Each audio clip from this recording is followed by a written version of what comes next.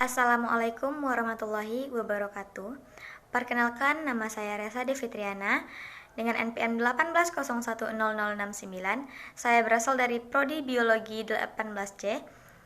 Berikut saya akan menyelesaikan tugas saya, yaitu tugas struktur hewan, di mana pada praktikum kali ini kami membahas tentang Pisces. Berikut penjelasan yang dapat saya cari.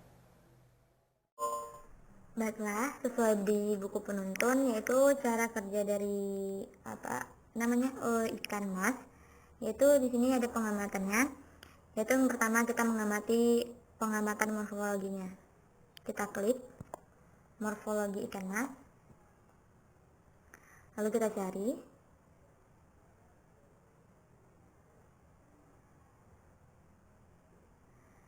Oke. Kita klik ini. Ini merupakan PDF. Ternyata sudah saya unduh. Di sini terdapat ada klasifikasi dari ikannya dan ini morfologi dari tubuh ikannya.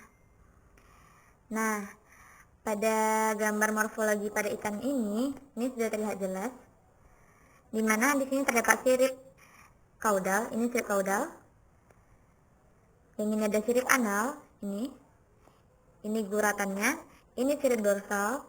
Ini operculum atau disebut sebagai tutup insang. Nih. Dan lain sebagainya. Oke, di sini pada sirip punggungnya itu memanjang dengan bagian belakang berjari keras dan bagian akhir sirip ketidakan keempat yang disebut berigi. Letak sirip punggungnya berseberangan dengan permukaan sirip perut atau yang disebut sebagai ventral. Oke, sirip anal ini disebut sebagai sirip duburnya yang memiliki ciri seperti sirip punggung yang yaitu berjari keras dan bagian akhirnya berjari gigat. Garis tusuknya yaitu tergolong lengkap karena berada di pertengahan permukaan tubuh dengan bentuk melintang dari tutup insang sampai ke ujung belakang pangkal ekor. Oke.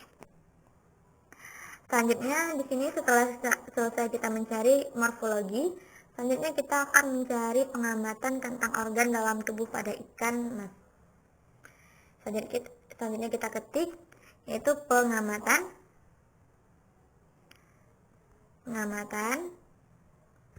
Berarti kita di sini baca anatominya. Pengamatan anatomi organ pada ikan mas.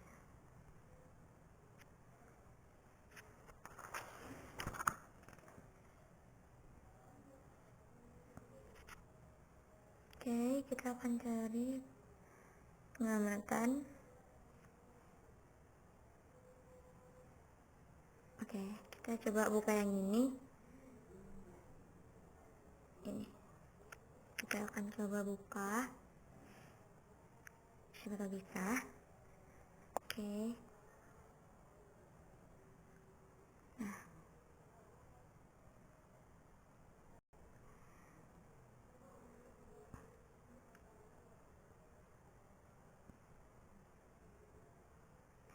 Nah, di sini terdapat anatomi pada ikan itu yang terdiri atas caput, di mana ini ada caput, trunkus, dan cauda. Di antaranya di mana tidak ada batas nyata sebagai batas antar caput dan trunkus dipandang tepi caudal, operculum, dan sebagai batas antara trunkus dan ekor dipandang anus. Mohon maaf. Selanjutnya ini ada anatomi eksternalnya. Nih. Di mana tubuh ikan ini terdapat dibagi atas dua bagian, yaitu bagian kepala yang terdiri atas operculum bertulang dan yang mengelilingi atau melindungi insang. Nah, di sini ada anatomi internalnya dan ini ada sistem pernapasannya. Di mana pada ikan ini ada di dalam proses anatomi internalnya itu ada sistem skeletal dan sistem otot, sistem pernapasan, sistem urogenital, sistem saraf, sistem kardiovaskular. Nah, ini kita dapat anatominya.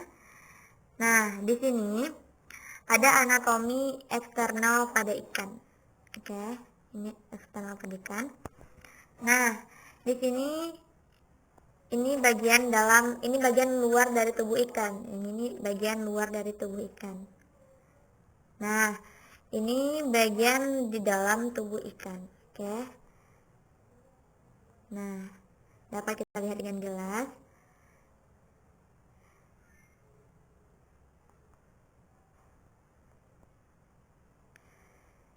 Selanjutnya kita akan mencari Nah, di sini kan ada pengamatan organ dalam. Di sini pengamatan organ dalam terdapat ini. Sebelum kita mengamati lebih dalamnya lagi, nah ini terdapat pada tubuh ikan. Ini ada insang. Oh maaf, ini ada insang. Nah, ini ada anus. Ini adalah gonadnya. Dan di sini adalah intestinnya ini. Ini yang besar kayak kantung itu namanya stomata. Yang ini adalah jantungnya. Yang ini adalah hati. Oke. Setelah kita mencari, ternyata kita telah menemukan pengamatan organ luar dan organ dalamnya. Jadi yang perlu kita cari lagi yaitu tentang sistem pencernaannya. Karena tadi kita sudah mendapatkan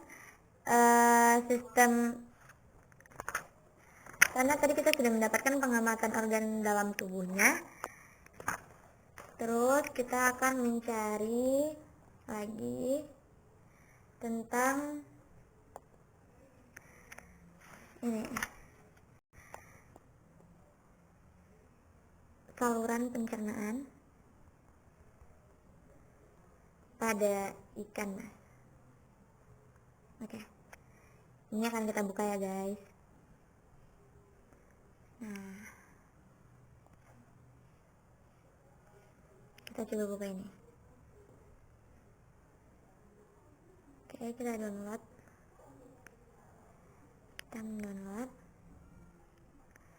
Nah, di sini kita diberi lagi tentang ikan mas. Itu ada pengertiannya, formulirnya. Di sini ada klasifikasinya. Oke, kita besarin lagi supaya kelihatan. Oke. Nah, ini kita terdapat perkembangbiakan ikan mas, sudah dijelasin di sini. Nah, tuh. Kita akan mencari pernapasannya.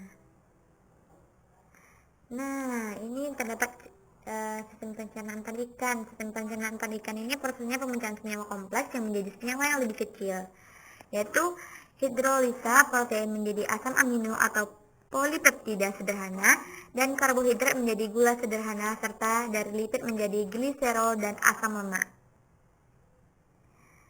Oke. Ini ada enzim pencernaannya. Oke. Penyusunnya, komposisinya. Selanjutnya kita akan mencari tentang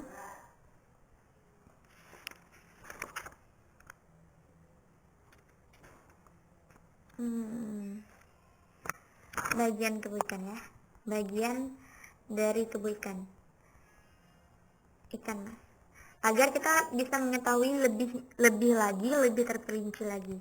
Nah, di sini kita lihat gambarnya. Di sini mungkin kita dapat struktur dari ikan.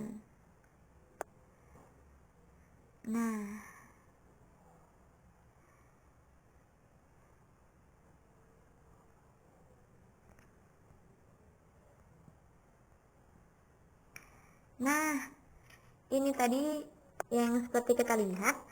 Tadi kan ada bagian dalam tuh, yaitu pada ikan mas, yaitu pengamatan organ dalamnya. Nah, di sini yang tadi itu kan bahasa Inggris, jadi di sini ada bahasa Indonesianya. Ini mulai dari mulut hingga sampai sirip belakangnya. Nah, ini penampakan dalam pada organ tubuh ikan mas. Nah, bisa dilihat tuh. Baiklah, Selanjutnya saya akan menjelaskan bagian dari tubuh ikan itu yang terdapat dalam tubuh ikan. Oke. Saya akan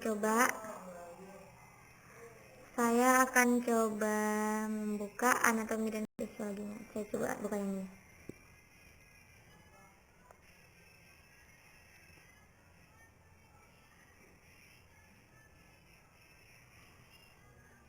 Nah, nih kita ketemu lagi dengan ini, ya. Kita mendapatkan bagian luar dari ikan. Di sini udah terdapat bagiannya, di mana yang ditunjukkan oleh panah itu merupakan bagian-bagian dari tubuh ikan. Di sini,